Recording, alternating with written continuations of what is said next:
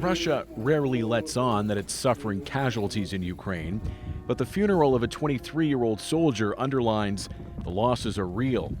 Now the ringleader of the invasion is signaling an even darker turn ahead. On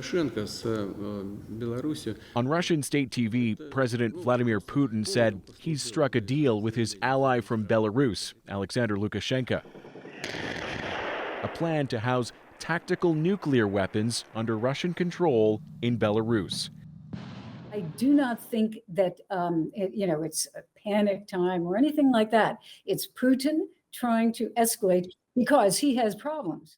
Putin's plan would see storage facilities built by this summer in Belarus, Ukraine's northern neighbor. A senior Ukrainian official tweeted the Kremlin took Belarus as a nuclear hostage, while the EU called it a threat to European security, warning Belarus of further sanctions.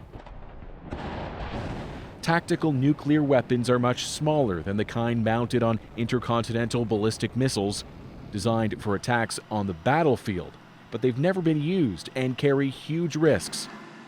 A White House spokesman downplayed the intimidation in an interview on CBC News' Rosemary Barton Live. We've seen nothing that would indicate Mr. Putin is preparing to use tactical nuclear weapons in any way whatsoever.